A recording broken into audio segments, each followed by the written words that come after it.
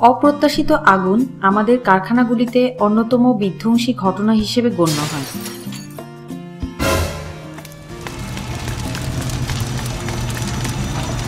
আগুনের কারণে আপনি আপনার চাকরি হারাতে পারেন, কারণ কারখানা পুড়ে যেতে পারে। সম্ভাব্য গুরুতর আঘাত পেতে পারেন, এমনকি মৃত্যুও হতে পারে। কিন্তু কারখানায় আগুন প্রতিরোধ করা সম্ভব যদি আমরা সবাই সচেতন হই এবং একে অপরকে দেখে রাখি। সবাই নিরাপদে থাকবেন এবং পরিবারের সবাই খুশি থাকবেন। তাহলে কিভাবে? সচেতন থেকে, প্রস্তুত থেকে এবং স্থানান্তরিত করে। সচেতনতা। প্রথমে আমাদের আগুনের সম্ভাব্যতা সম্পর্কে সচেতনতা বাড়াতে হবে, যার অর্থ হচ্ছে আপনাকে জানতে হবে আগুনের উৎপত্তি থেকে কি কি জিনিস পুড়তে পারে, যাতে করে আগুনের সম্ভাব্যতা সম্পর্কে আরো বেশি সচেতন হতে পারেন। সুতরাং কি কি আগুনে পুড়া সম্ভব? ঠিক আছে, এটা আরো ভালো যদি আমরা জিজ্ঞেস করি কি কি জিনিস পুড়ে না। শিলা, পাথর, সিমেন্ট, ভারী ইস্পাত, এগুলো ছাড়া আগুনের উৎসের কাছাকাছি এলে অন্য সবকিছুই পুড়ে যায়। এজন্য আপনার কারখানায় আপনার কাজের জায়গার চারপাশে খেয়াল করুন।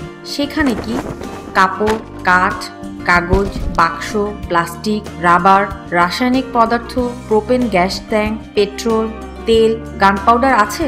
আসলে সবকিছুই আপনার চারপাশে আছে। তাহলে সম্ভাব্য আগুনের উৎসগুলো কি কি যেগুলো আপনার চারপাশের সবকিছু পোড়াতে পারে?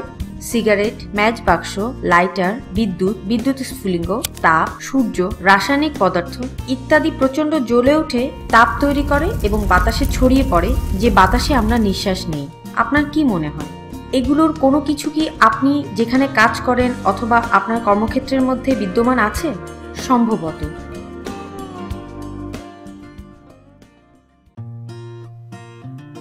আপনার প্রস্তুতি।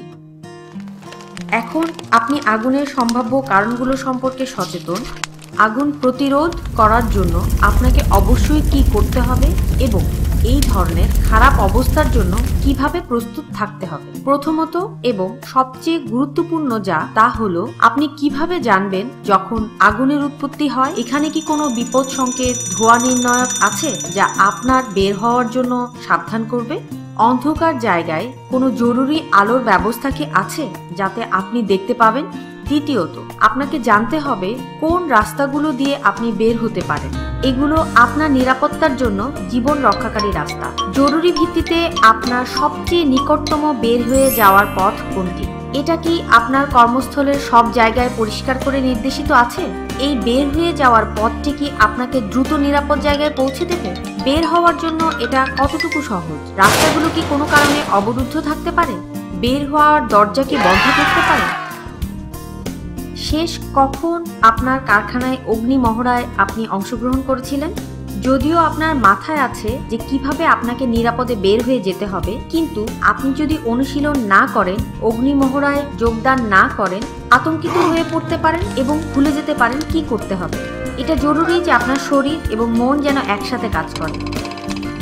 নির্ধারিত নিরাপদ জায়গায় পৌঁছানোর পর আপনার যা করণীয় তা অবশ্যই মহড়ায় অন্তর্ভুক্ত করতে হবে। আপনার কাজের জায়গায় কি অগ্নি নির্বাপক যন্ত্রপাতি আছে এবং সেগুলো কি সঠিকভাবে রক্ষণাবেক্ষণ করে প্রতিবন্ধকতা মুক্তভাবে রাখা হয়? অগ্নি নির্বাপন যন্ত্র ব্যবহার সংক্রান্ত প্রশিক্ষণ যদি আপনার না থাকে, তবে আপনাদের সকলেরই উচিত এগুলোর উপস্থিতি সম্পর্কে সচেতন থাকা এবং সকল ধরনের প্রতিবন্ধকতা থেকে রক্ষা করা। যদি এখানে এমন কিছু থাকে যা আপনাকে নিরাপদ স্থানে পৌঁছাতে বাধা দিতে পারে, আপনার উচিত আপনার ঊর্ধ্বতন কর্মকর্তাকে সে ব্যাপারে সতর্ক করা। কোনো বিপজ্জনক আচরণ অথবা পরিস্থিতি, অগ্নি প্রতিরোধে অসচেতনতা অথবা আগুন লেগে যেতে পারত, এই ধরনের পরিস্থিতি যদি আপনার দৃষ্টিগোচর হয়, তাহলে ঊর্ধ্বতন কর্তৃপক্ষকে জানানো উচিত যাতে আপনার এবং সকলের নিরাপত্তা ব্যবস্থা সুরক্ষিত থাকে। বের হয়ে যাওয়া। যদিও আপনি অগ্নি প্রতিরোধের জন্য সবকিছুই করেছেন, দুর্ভাগ্যক্রমে আপনি নিয়ন্ত্রণ করতে পারেন না এমন যে কোনো কারণেই দুর্ঘটনা ঘটতে পারে। কাজেই আপনাকে এখন জানতে হবে কিভাবে নিজেকে প্রস্তুত করা যায়। এটাই নিরাপদ দূরত্বে যাওয়ার সময়। যদি আপনি দেখেন ধোঁয়া, আগুন এবং সতর্ক সংকেত বাজছে না, সম্ভব হলে এটিকে চালু করে সবাইকে সতর্ক করুন। যদি আগুন একেবারে প্রাথমিক পর্যায়ে থাকে, তবে জরুরি নম্বরে ফোন করুন। যদি আপনি অগ্নি নির্বাপক সরঞ্জামাদি ব্যবহারে প্রশিক্ষিত না হন, এটি চালানোর চেষ্টা করবেন না। এটি কার্যকরভাবে ব্যবহারের জন্য প্রশিক্ষণ প্রয়োজন। যারা প্রশিক্ষণপ্রাপ্ত তাদেরকেই এটা করতে দিন। যদি ধোঁয়া হয়, নিচু হয়ে জরুরি নির্গমন পথ অনুসরণ করুন। ধোঁয়ার ধর্মই হচ্ছে উপরের দিকে ওঠা, এবং নিঃশ্বাসের সাথে ধোঁয়া যদি আপনার ভেতরে ঢুকে যায়, তা আপনার ফুসফুসকে মারাত্মক ক্ষতিগ্রস্ত করতে পারে, এমনকি মৃত্যুও হতে পারে। যদি প্রয়োজন হয় যাতে ধোঁয়া ফুসফুসে পৌঁছাতে না পারে, তার জন্য প্রয়োজনীয় ব্যবস্থা নিন। দৌড়াবেন না, দ্রুত গতিতে হাঁটুন। যদি আপনি দৌড়ান তবে হোঁচট খেয়ে পড়ে যেতে পারেন। জরুরি নির্গমনের সময় পায়ের নিচে চাপা পড়ে অনেকে আহত হয়, এমনকি মৃত্যুও হতে পারে। দুইটি কারণে লিফট ব্যবহার করবেন না। আগুনের কারণে বিদ্যুৎ বন্ধ হয়ে যেতে পারে, কাজেই আপনি লিফটের মধ্যে আটকে পড়ে যেতে পারেন এবং বের হওয়ার কোনো রাস্তা থাকবে না। লিফট যে সুড়ঙ্গ পথে ওঠানামা করে, ধোঁয়া এবং আগুনের শিখায় তা পরিপূর্ণ হয়ে যায়। আগুনের মধ্যে তা সবথেকে বিপজ্জনক জায়গায় পরিণত হয়। কখনো আপনার ব্যক্তিগত জিনিসপত্রের জন্য লকার রুমে থামতে বা যেতে ইচ্ছা করবে। আগুন ও ধোঁয়া অত্যন্ত দ্রুত গতিতে ছড়ায় এবং আপনি আপনার বের হয়ে যাওয়ার সুযোগ হারাতে পারেন। কতিপয় ব্যক্তিগত জিনিসপত্রের তুলনায় জীবন অধিক মূল্যবান।